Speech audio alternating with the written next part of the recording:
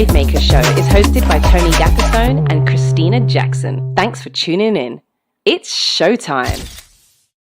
Hey, it's showtime, Bravemakers. Thank you so much for tuning in. Tony Gapperstone coming at you from Redwood City, California. I am an actor and a filmmaker, and I get to be the executive director of Bravemaker. I love doing this creative work every week and talking to cool creative people. My pronouns are he, him, his.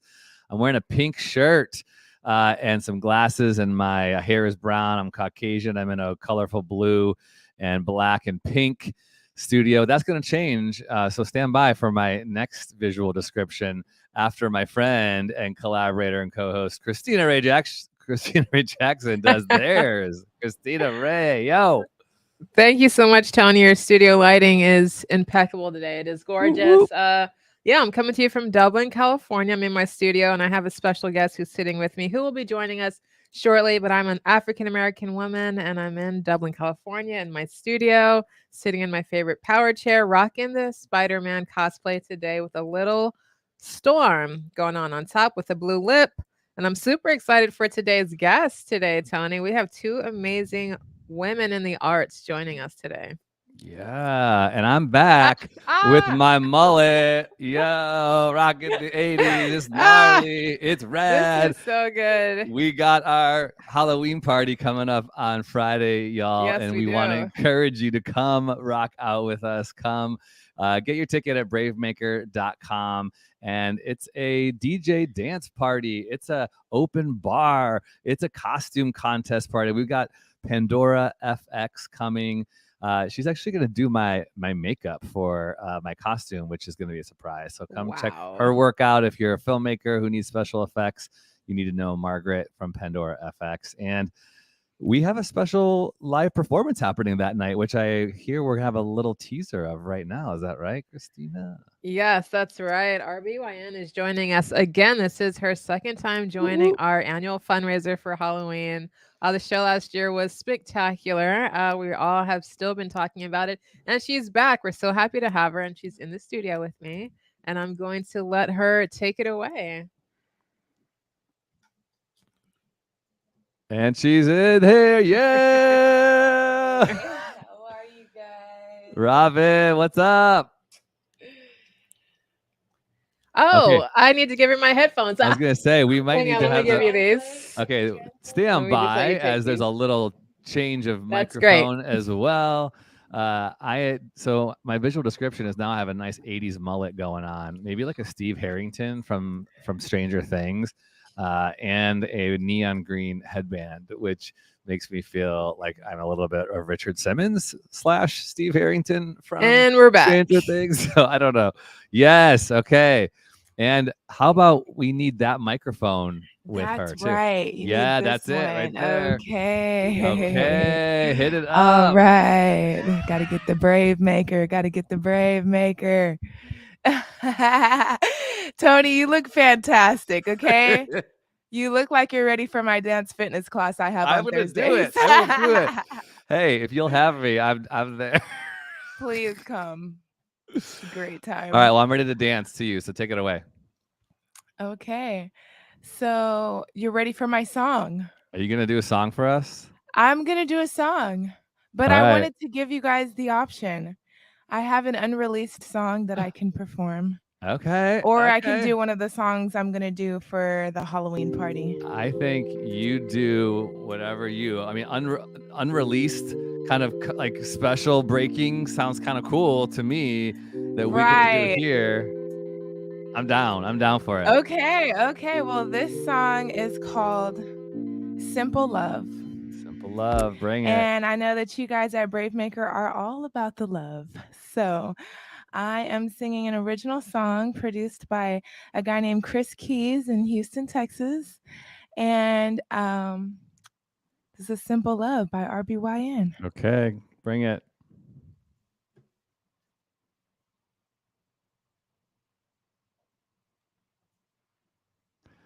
Those of you watching live or listening on the replay, we're going to put RBYN's Insta, follow her.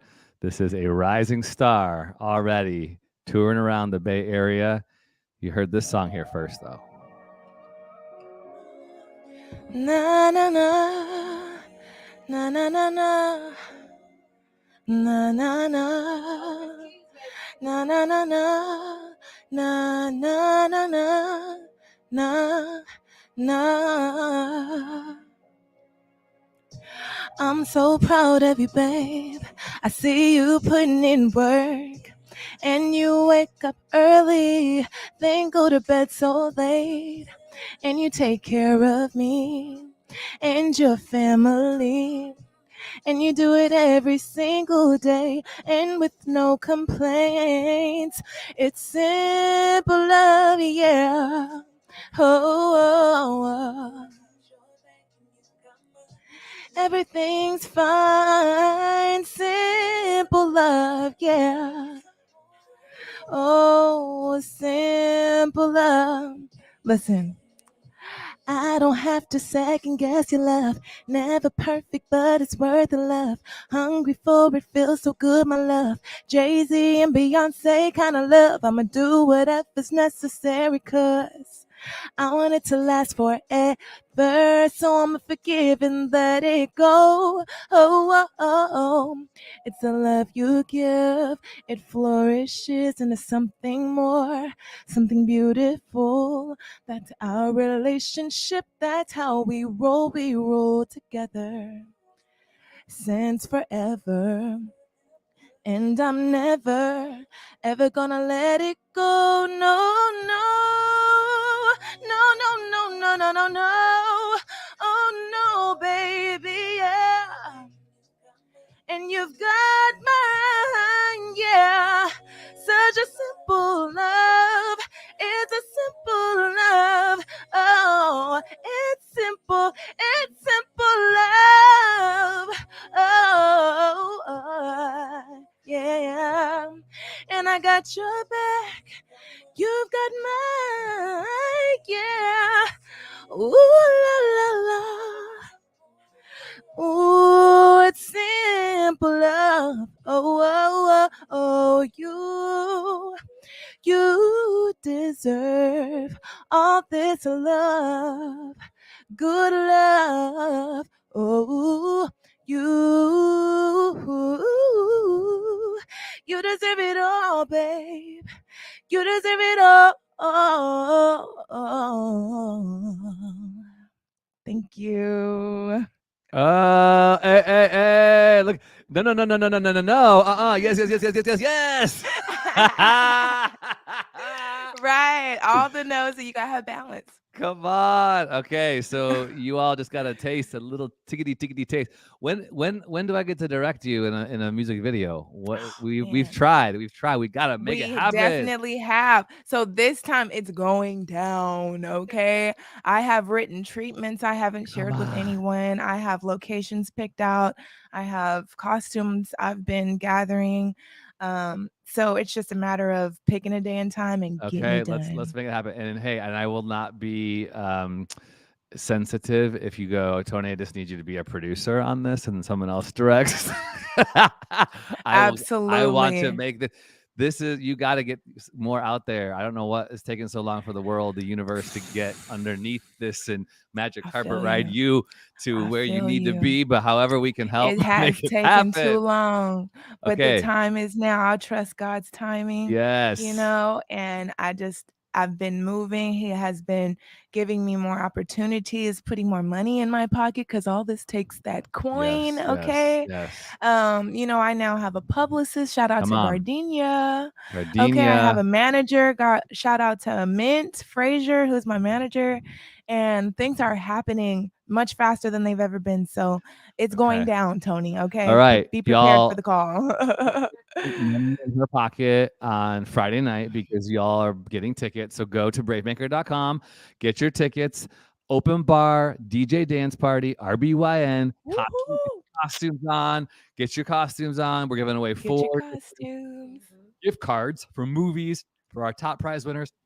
Meet RBYN, take a photo with her, and you get to be a part of the story of what she's doing. So 2 years in a row. Thank you for being our special, amazing live performer. I appreciate you. Thank you for having me. Yeah, the sister. Yes, and my boys, I have backup Oh, dancers, and they're they're coming so again? phenomenal. They're They're coming? coming again. They're coming. They have to. There's no way. Oh my There's gosh. no Okay. way. Same guys They from are like last the year? spice. They're the same. The only two that I use, Jeremiah and Emmett, my Oh, background dancers I've known that's and been cool. in dance companies with for years. So yeah, Okay. the one of them is a seamstress. We have really cool zombie costumes. It's about to be amazing. Come So amazing. on. Yes. People are not ready for this. They're not. Brave Maker is we're making a claim on Halloween. So mark your calendars every Friday before Halloween every year. We want to be doing this. We're raising funds to make our movies, to employ artists. Like this is a little bit of what we want to be doing in the Bay Area. So thank you all for supporting. Robin, you're amazing. Thank you for being here. We'll see you on Thank you for Friday. having me on. Bye. Have a Come good show, you guys. All right. With that, we are going to celebrate another amazing Bay Area performer who's moving and shaking in the Bay Area.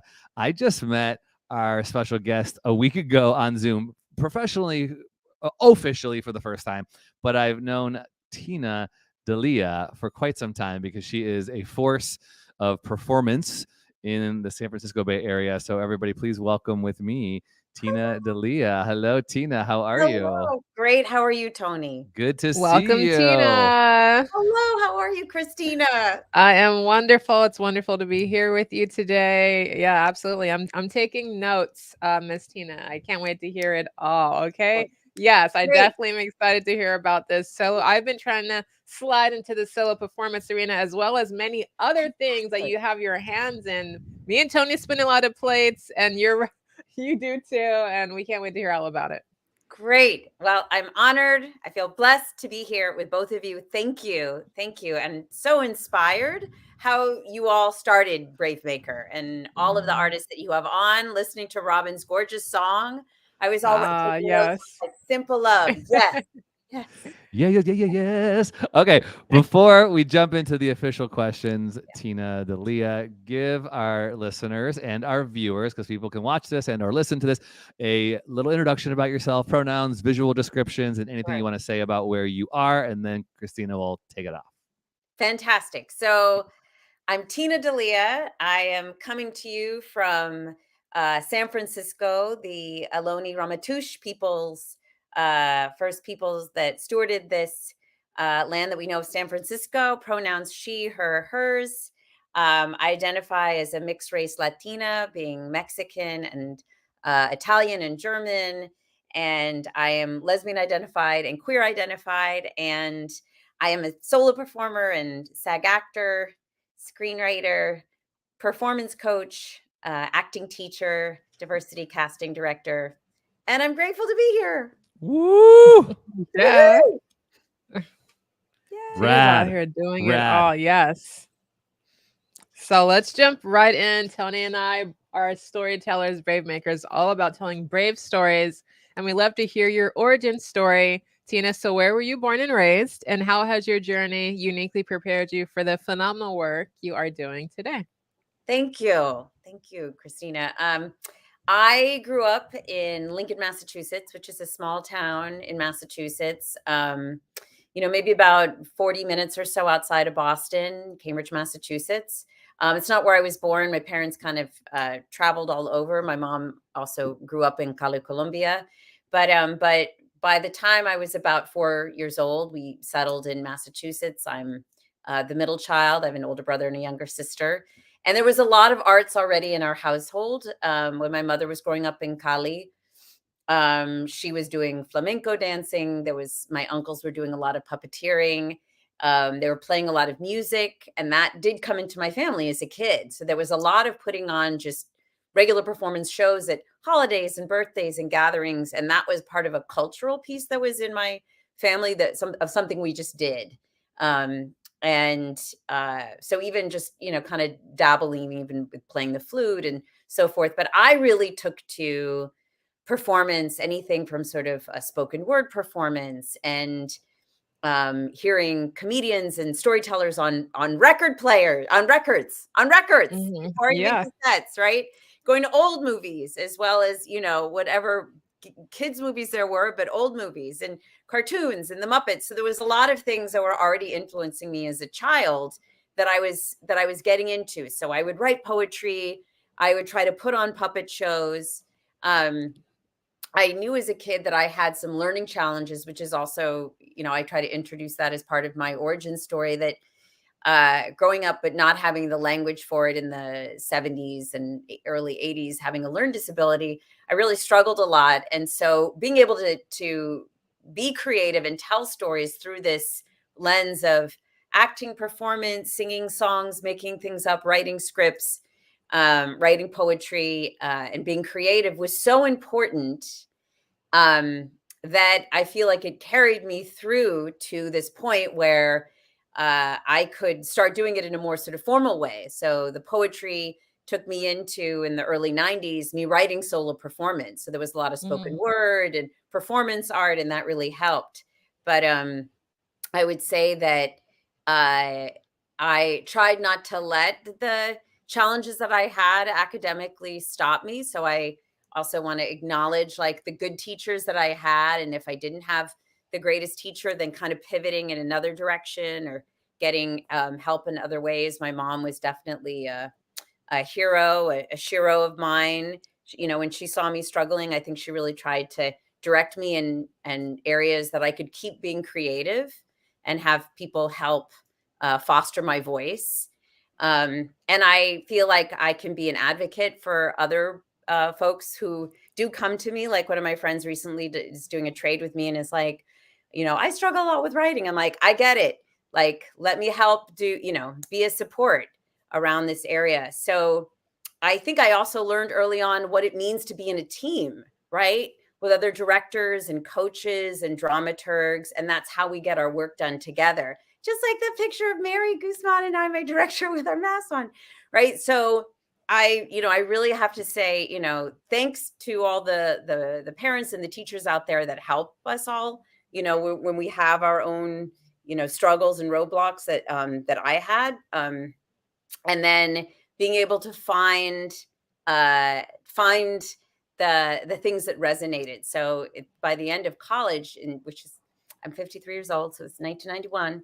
I was really leaning into putting together chapbooks and having live performance, and even taking on other characters and writing dialogue, even in poetry. So I'm trying to drop some gems out there because some people might say, how do I write a play? How do I write a solo show? And I'm like, absolutely. These are all the ways that you do it. So it may start really small, right? It may start with a one page of a character. It might, because I'm very character driven. It may start with like, well, I journal. Sometimes I write poems, but I don't know. And I'm like, many people are great at videos. Just like both of you found how to like put on your gorgeous, character picture self, that a lot of times that's also what we do, right?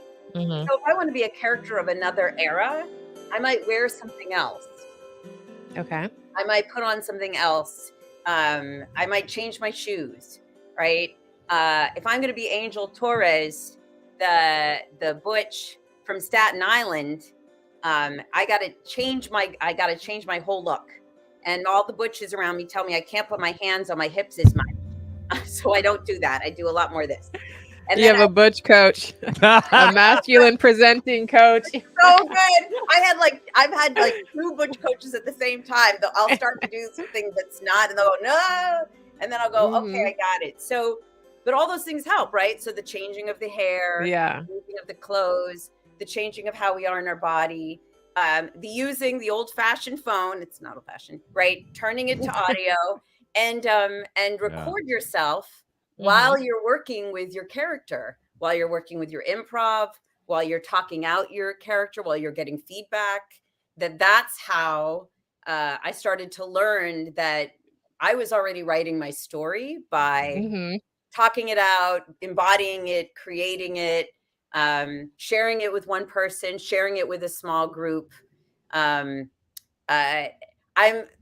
such a creature of habit. Like I would put on the same CDs back in the 90s, and then I would write, and then it would help me go back to that. I'm like, this playlist is for this character, and I would be like, okay, yes. So all Cool. these ways was how I was really just trying to nurture that, be in that zone, nurture that space, and branch out in my writing style. What I also learned as something with a learning disability, from a girlfriend many moons ago. She was so bright and she was self-educated because she didn't finish high school. She said, you know, her name is Lisa King. And she said, I just kept reading. And by reading, she became an incredible writer and she wouldn't stop reading. And so I was like, Lisa always said, keep reading, because she was like a slam winner. So I feel like that's another way that fosters my creativity. Seeing other people's shows, going to see other people's gigs. Mhm. If you're too shy to sign up for that open mic or that solo excerpt night, be like, check out it on your own. Take notes. I love when I watch people taking notes. That's what I would do. I would take notes. My friends would invite me also to their school sometimes to do a little play. And they were like, what were you doing in the audience? I'm like, I was taking notes. I was writing stuff down. I was letting the spirit of whatever was going on hitting me. And then I was like, and whatever that was, the song, the music, the set, the wardrobe, the language, the tone, the vocalization. Somebody would say to me, have you read, if you can't see the solo show live, can you read the book? If you can't go to Broadway and see it, can you watch it on video? Right. So that's my long way of giving you the piece. Good origin story. Yeah. The origin, Yeah. where it started, how it developed, and how it's brought me today. But I understood in 1993, when I walked into the Theater Offensive, this LGBTQ theater, and I saw the work of Pamela Sneed, who's this very masterful solo performer, Black queer artist, solo performer, actor in New York. Pamela Sneed was doing this powerful performance piece in Boston. And I realized by watching what she was doing so skillfully through her writing and performance, I thought, in 1993, it just all sunk in. I was like, it's official. Okay. I'm supposed to be going down this road. I'm supposed to be doing this. She taught a workshop at the theater. The next day, I'm like there. I'm like, I'm ready to learn. I'm ready there. I'm here to sign up. Yes, these are, giving thanks and acknowledging like all the ways that I've sort of gotten here and the opportunities. So yes, so that's a bit about me. Sounds like you have what we often say in our conversations is you've braved your way. You found a spot for yourself. You made opportunities. You are a learner. You are someone who asks for help. You help others. This is really good. It's a rarity, I think, sometimes for performers, for creatives to do this, because it's humbling, right? To ask for help. It's expensive to take classes. Can you talk about like surviving as a creative in the Bay Area specifically, or anywhere? How do you do it? And we need practical examples. Are you working 3 jobs? Have you found that doing these, solo performances put enough money in your pocket to pay the bills? Help us out. How does it work for you? Yes. Great question. So I learned that I would at times need to invest. A lot of times I'll speak about kind of like my little triad. I call it like my triad phrasing of time, energy, and money. A little, what all of us artists have: time, energy, money, time, energy, money, time, energy, money. Sometimes we don't have the money, but we have the time and the energy. So I did know that I did know with some of my craft that I would have to invest the money at times, say taking the 10-week course at the Marsh with David Ford, or suggesting, because there's great solo performer teachers, and David Ford is certainly one of many and certainly incredible at what he does. So I knew that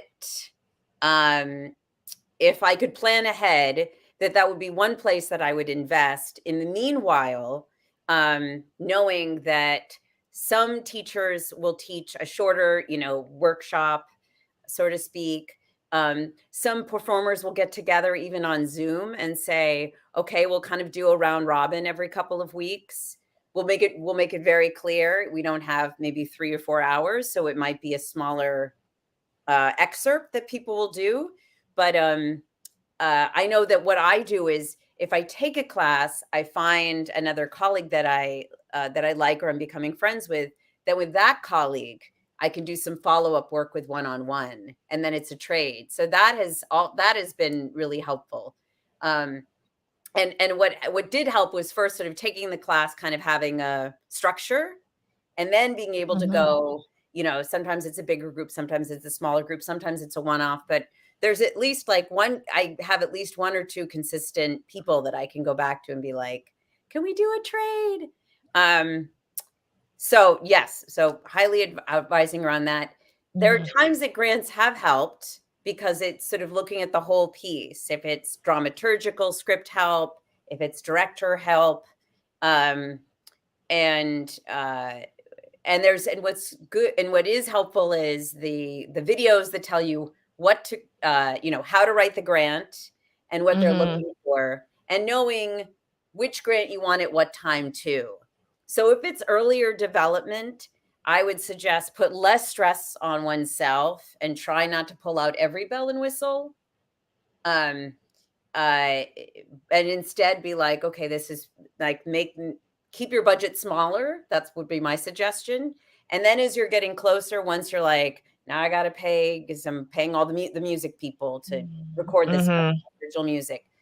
Now I'm gonna, pay that costume designer because it's going to be a much more fancy thing that's happening. A lot of solo performers do try to keep a more stripped down stage unless your props are very specific and needed. And I also back in the day, which was just 5 minutes ago, would also usher a lot, right? The more that you can usher and the more you can go to, if you can't pay to go see shows, but you can, find other ways to usher or get cheaper tickets. It was also a good way to save money because then you'd kind of see what is in the actual space and then go, that was original music. I asked the performer afterwards, that was like free music on, Apple or YouTube, right? So again, bringing the costs down around those things and then putting in the bigger budget, what's the most important thing. I also learned that in raising money through crowdfunding, I found again, it made more sense to me to make the budget smaller so you can exceed it than make it larger. And if I see a smaller budget, I more likely will want to donate because I know they'll make it. But when a budget is larger, I'm concerned. I had to facilitate a panel of crowdfunders, and they're like, what's your plan A? If you really don't have a plan A, then is your plan B that you're going to have to fulfill it yourself? So plan A being, do you really have, is Auntie Junie going to come out of the woodwork and give you $3,000? If you can't say yes to that, if you can't say yes that there's Auntie Judy, then see if you can keep your budget lower, and really kind of think about what you're going to focus on. So if you're not going to be fully produced, look at their co-production agreement, figure out how much you can rehearse in each other's houses before you get to the space, and learn which tech people can run basic lights and sound or the next level lights and sound versus hiring a lighting person and a sound person. Now, all these things may sound like I got it, Tina, that's simple. And I'm trying to also share all of my knowledge and all the things I've learned. Because there are times that I have to make a choice, or I make a choice with my director, Mary, and go, what can we afford with this budget, right? So some people are like, but you wanted the fiddler player, and then you wanted to have the 12 dancing girls and boys. Yeah. And folks and non-binary folks, and and then you wanted to have a special light in this, and I'm like, perhaps let's take a look at this. Think about, we may not be able to have that, but maybe video footage will make more sense than trying to pay a live band to come in that might cost you thousands of dollars. Just saying. I love this. I love this advice because as artists, we're dreamers and we'll dream up $1 million production and we have $200 to pull it off. So I love the advice about how to take a step back perhaps and see, well, what can we do? What's comparable? Well, how could we still have the same effect? I'd love to talk to you a little bit about the effect you'd like to have with Overlook Latinas. Where did Sure. the inspiration come from and what impact do you want it to have on audiences? Yes, thank you for asking, Christina. I love research, particularly about uncovering Latinx and LGBTQ histories and ancestors, and really uncovering all kinds of stories about actors, film stars that we don't hear about. And I figure if I'm not going to do the work myself, how else is the story going to get told? And when I was doing a lot of research about Rita Hayworth, I would start to go down a rabbit hole, which I think is great that a lot of us do. Mhm. And I kept being really curious because between the 30s and the 50s, so much was happening politically. So much was impacting Black communities, Latinx communities, communities of color, LGBTQ communities. So and then how people were impacted by the Red Scare and then the Lavender Scare, the McCarthy era. So I just kept pulling out stories, right? So if I went to look at the McCarthy era and I saw how it impacted artists, actors, screenwriters, directors, a lot of times we'll hear about a lot of white folks in the industry. Certainly we would hear a lot of stories repetitive about Langston Hughes and Richard Wright and Lena Horne being blacklisted. And I wanted to expand the list even more and be like, who else is there? And I knew that clearly there were folks that were Latinx on this list. I knew that Dolores Del Rio was, and I knew that Rosario Rivaletes was, because she was in the movie Salt of the Earth that was banned in the United States. But the more that I uncovered, then I was able to see that it impacted people being deported. The more I uncovered about Dolores Del Rio, I realized, I was like, girlfriend is bisexual. I started to learn about a lot of her lovers, started to read more books. I didn't realize that she and Ramon Navarro are cousins, because Ramon was one of the most famous Latino gay men film stars from the silent era to the talkies. So I felt like I have a need to get these stories out there. I'm going to tell them as truthfully as I can. And then I'm also going to take total liberty and fictionalize where I wish to be. And I thought, why aren't there TV series about this? And I said, that's what I'm going to do. I'm going to make a queer telenovela farce about some characters that of the present day, or, we're always kind of 6 months ahead of us in terms of time. Angel Torres and Carla Garcia. And they're these two queer Latinx filmmaker people who want to tell these stories. And these are characters that have already been inside of me for quite some time. So I thought, I'll create a comedy. Who doesn't need to heal in the last several years, right?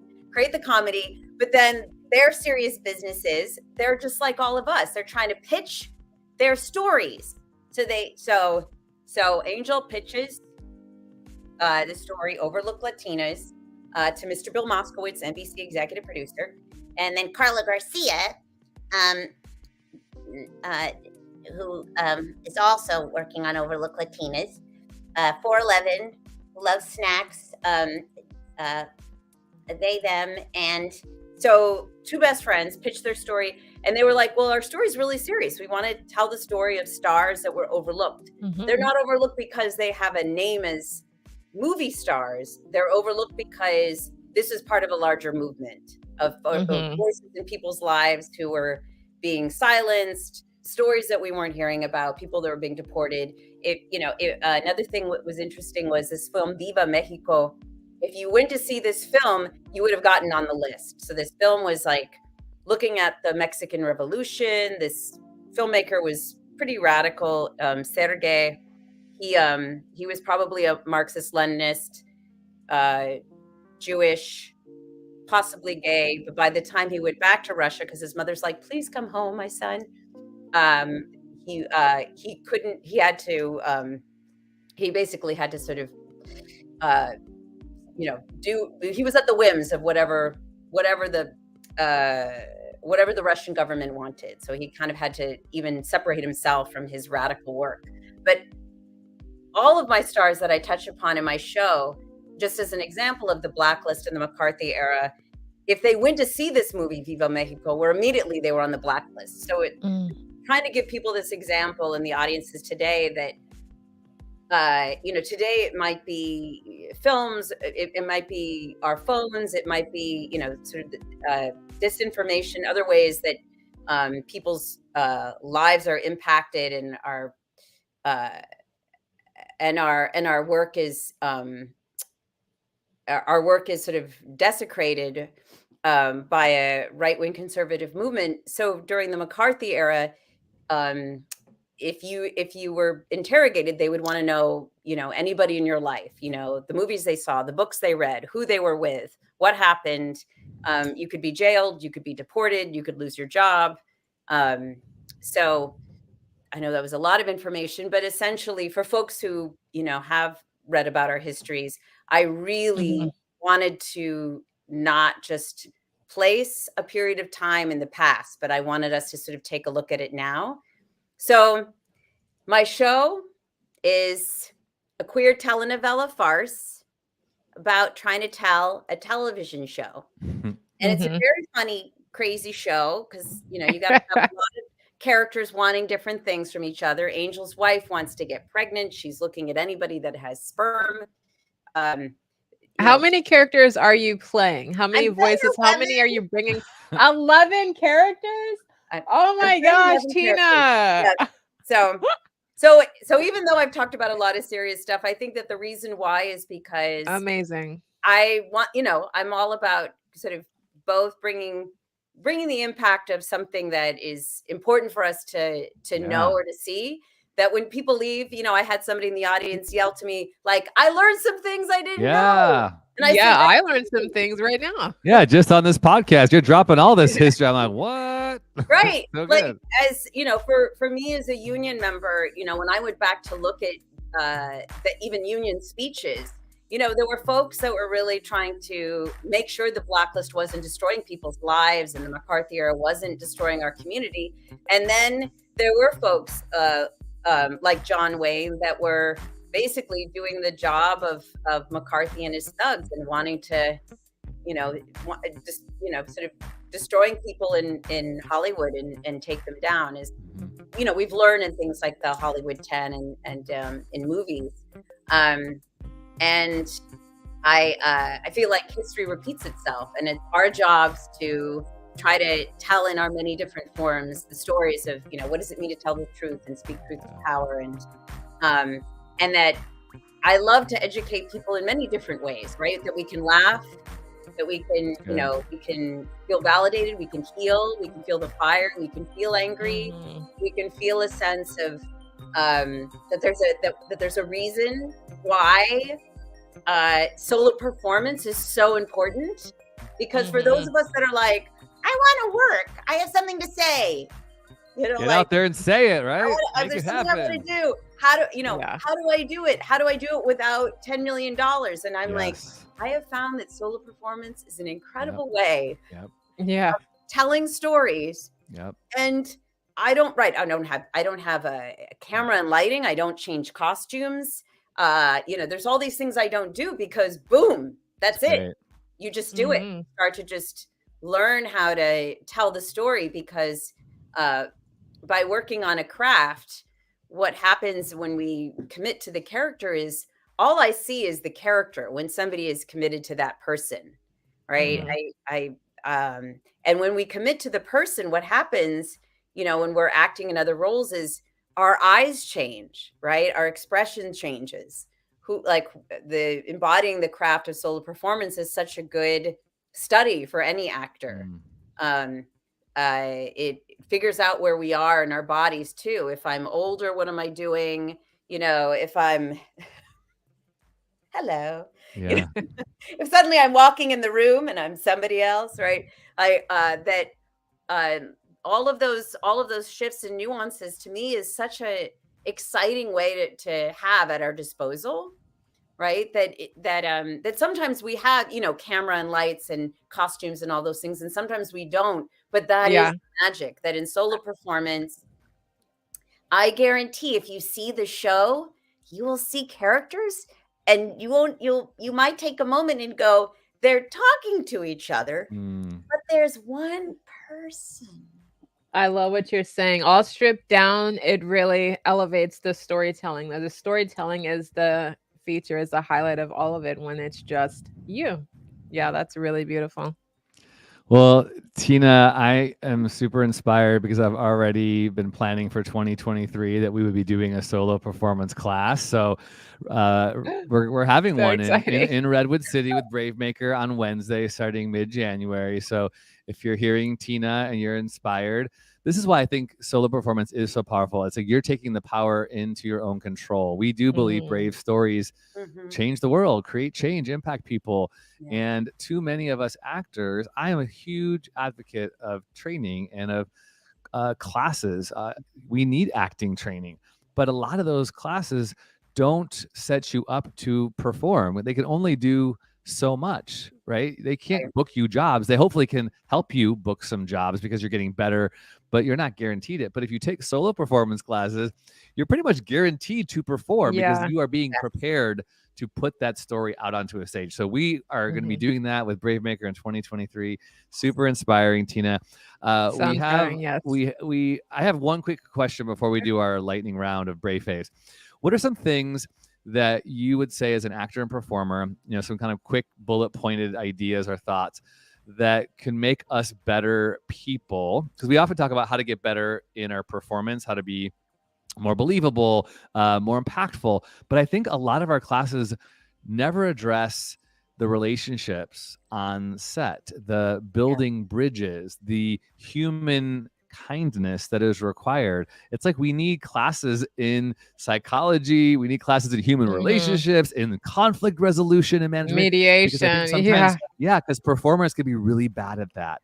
And I'm just hearing so many stories. I've experienced so many myself where things crumble because people don't know how to share how they're feeling. They don't know how to ask for forgiveness or confront a person who's hurt their feelings. Any quick thoughts on how to maintain good relationships in the Mhm. creative industry?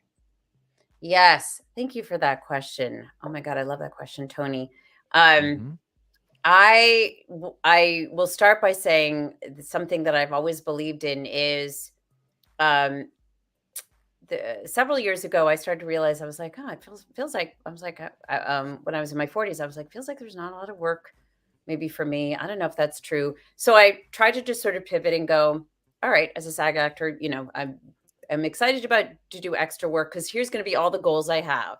So I'm going to either meet new people or see my friends or reestablish. I'm going to hear about what they're doing, the classes they're taking, what they're working on, what they're enjoying. And then if they have like questions or there's things that have been hard or things that have been hard for me, then be able to get that support. So just sort of have a back and forth. And I kind of had a goal. Like I remember one time, a friend that I was getting to know more, I thought, oh, I think if I have a reading sometime, I'll just invite her and I'll cast her in the reading. Um, and I kept sort of proving to myself like this is an opportunity that I'm working, but there's going to be this sort of weird downtime. We're on, we're off, we're on, we're off. And I'm going to see it as like, this is work, this is relationship building. I'm going to take this time to, to sort of further the relationship and nurture what we're doing even more. And if there really is a good vibe, like, I really am going to, follow up, then I will do that. And so with some friends, I definitely did. And I feel like that also created more opening to have mutual support, both to have kind of the like, what are you doing? What are you up to? How's that going? And then also like, oh, these things have been hard. This has been troubling. I learned a lot from this teacher, or I don't know what happened. I wasn't thriving in this class. Something didn't work here. Um, I'm feeling stuck. What should I do? So, one, I feel like every opportunity that we have to be with other actors. So, because there was a question earlier that I hadn't touched upon, which is I always have 6 or 7 jobs. Great. Mhm. Right. So, right. Like, for instance, being a standardized patient, great way to be in community. If both of you are familiar with standardized patient work, great. Mm-mm. Is that A where you lot of get paid to? right, to be a patient to help medical doctors in schools and teaching schools. So many different schools in the cities, from sort of Sacramento, San Francisco, um, even Marin County. There's various schools that will utilize actors. So there's job, but also already opportunity to keep building the bridges with actors. Mhm. Another thing that I found is, because some of my work has been nonprofit work, is creating opportunities where I figure out how I can go to see a show with another actor and be like, can we go together to see so and so show? Have time to catch up with that actor, go see another show, and then be like, yeah, and be like, now let's bring this, person along. And uh, and then also start to talk to people in the theater company itself, right? So I've learned, I work for Three Girls Theater, that that if it's about both getting support, and it's building starting to and building relationships, that I notice when people show up in different things I'm doing. So I'm trying to be aware of always showing up and being like, hi, I'm here, I love the work you're doing, what's going on, I'm reposting it, this is great. Yeah. So there's that. Generous with your time and energy. Yes, Mhm. yes, indeed. So generous with time and energy, and really, and also just making sure that saying thank you to the people, Yeah. like who's ever at the door, who's ever taken tickets, who's ever the house manager. In fact, a lot of times there will be times that theater companies will be like, help, we need, assistance with this thing tonight. And so I know that in the past I would always look for those opportunities when I could, to be like, can I go over and show up and come to this event one night, and then support these folks, but also, again, building the relationships. I feel like recently I was invited to a meeting with somebody who's an incredible actor. They were going through a specific training for nonviolent communication, and it became kind of a workshop. So I showed up to just be to practice and learn from somebody else. And here was just an opportunity. I was like, oh, I thought I was just showing up for this person. I was watching them do something, and instead it was participatory. And they were even saying, they were like, oh, and I'm going to use my acting skills to do this. And I was like, wow, I'm learning something. So I guess for me as an actor and an artist, every opportunity that I can be a part of that may seem unrelated to acting is not unrelated to acting at all to me. Holistic. So holistic. So I feel like when I've helped a friend on a political campaign, and been able to show up and be of support, and later that friend is like, I'm gonna go audition for that project you're doing, but knowing that that it was one day of my life that I was gonna be sort of like pounding the pavement on the street, but it made a big difference. It made a big difference to be able to show up in that way. And sometimes if we're tired and we can't show up in person, I do try to say to somebody, do you need a Zoom check-in? I had a friend recently, I was so glad. They were like, I'd love to talk to you, can we jump on for 20 minutes? Got some stuff I want to talk about. I love when actors also will say like, have you found a book that's been really helpful? We share a lot of books. We share a lot of books. I found a book, Yeah. and I think I found a YouTube person at one point. I know there's so many that I was like, I just want someone to tell me, if I'm having I made mistakes and I stumbled, and I start to go, the mistakes I made now I'm a bad person, right? So I made mistakes as an actor, or I fumbled something, and now that equals bad person. I'm not a bad person, but I'm clearly going down this whole thing, right? this didn't happen, this didn't happen, this didn't happen. And now I'm like, so I know that is a perfect time to be able to say to somebody who gets it right and be like, I need to have a conversation. I'm there. So spiraling. So remind me again, was it the podcast? Was it the music thing? Was it the book thing? Was it the mantra? That was it. Another artist I was talking to was like, oh, I'll send you the mantras that I listen to every night. Or every morning, right? I do that. Get out of that place, because I was like, oh my gosh, I was going down into that place. So and for different people, different things work. There's I just I'm being myself.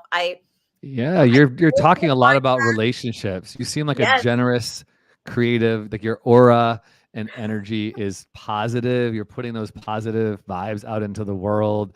You're volunteering. And I think that is such a big thing to keep our heart soft as a human being, is to give our time away. I just see so many, sometimes if we don't have good boundaries, here's the thing. If we don't have good boundaries, because people will take. If you don't know how to say no, you're going to get resentful. Right. But I think a healthy person is one who gives their time to other people. And sometimes you get it reciprocated, but we don't do it to get reciprocated. But when we need help, we have to know how to take care of our instrument, ask for help, give help. So beautiful. I think that is so beautiful. I want us to talk more about this as creative people, because I think we talk so much about the art and the craft and the business, but we don't sometimes talk about the self-care element and the navigating relationships. And it can be hard, we should figure out how we got to do something about that. Okay, we're running out of time, but Tina D'Elia, episode 168 of the Brave Maker podcast. Thank you. Go see her show, Overlooked Latinas at the Marsh in San Francisco. It is there.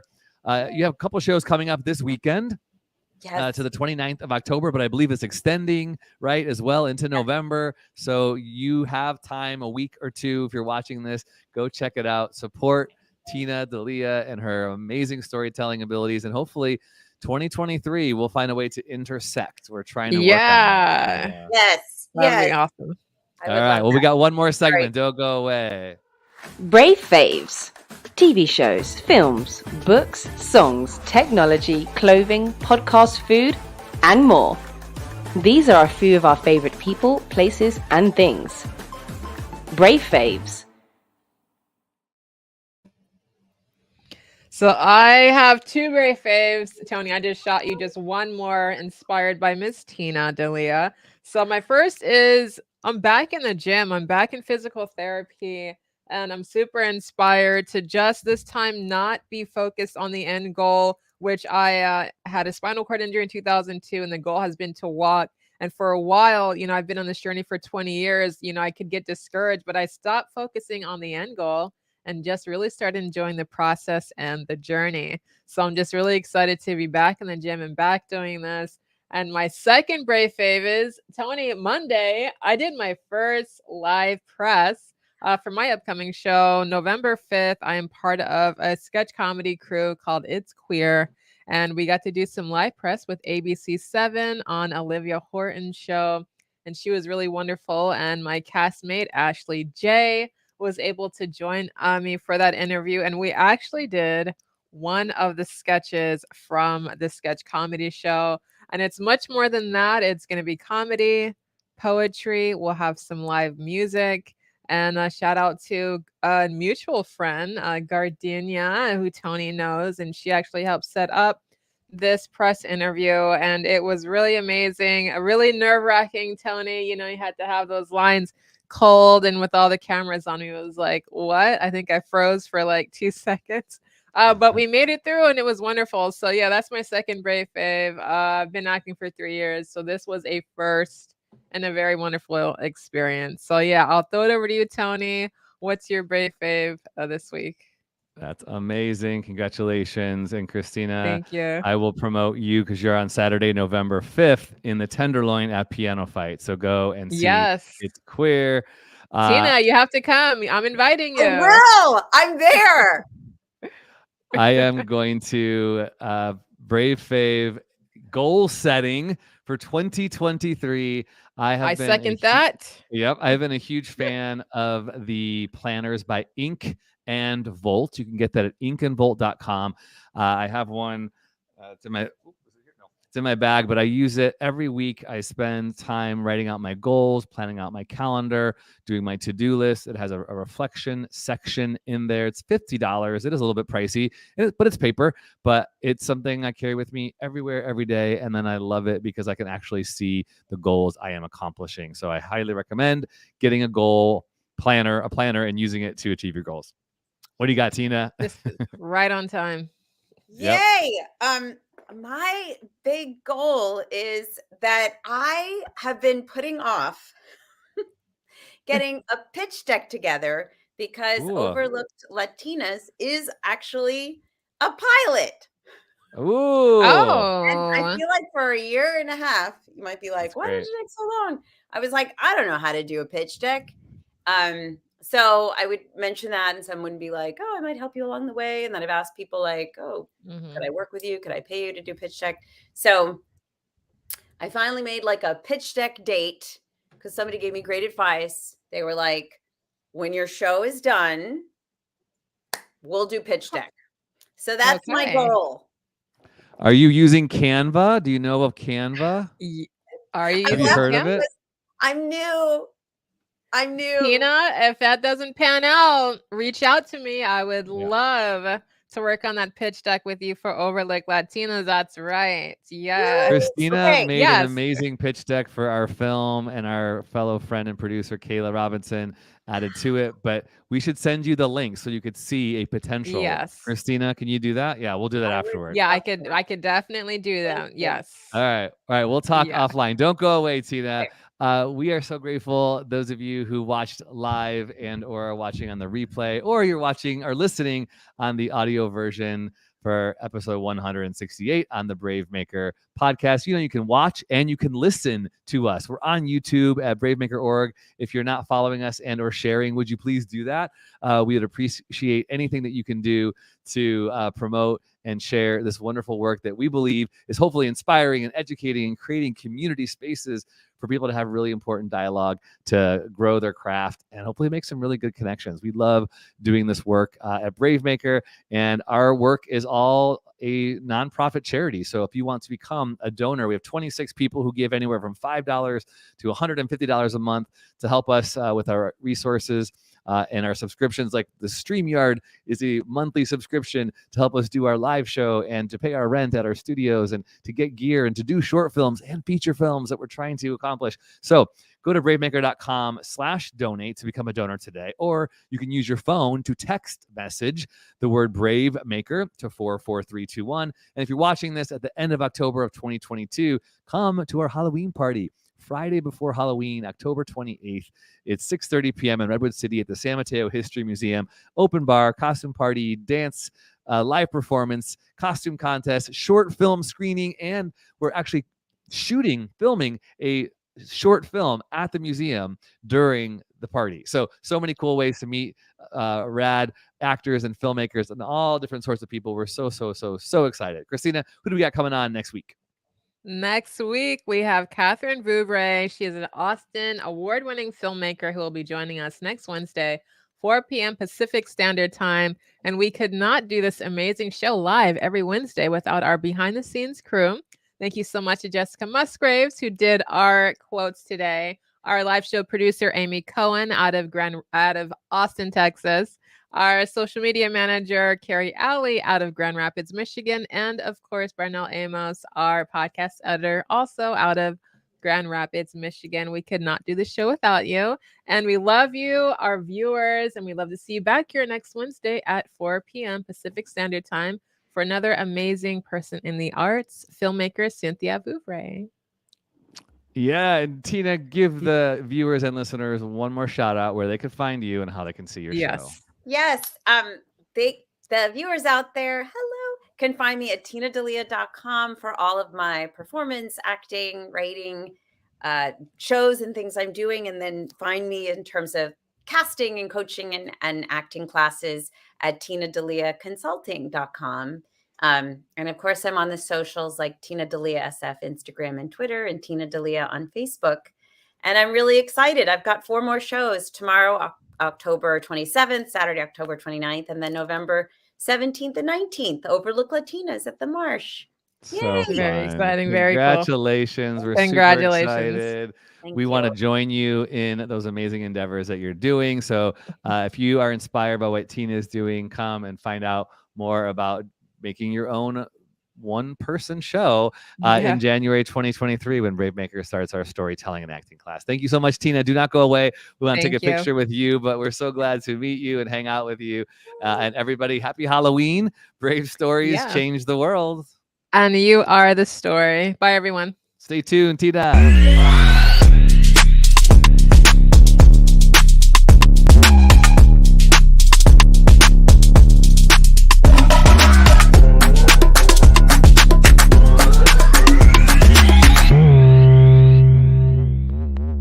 Follow us on Instagram, Twitter, YouTube, and Facebook at bravemaker.org. Like, subscribe, and share. To become a monthly donor, text the word BraveMaker to 44321 or go to bravemaker.com/donate.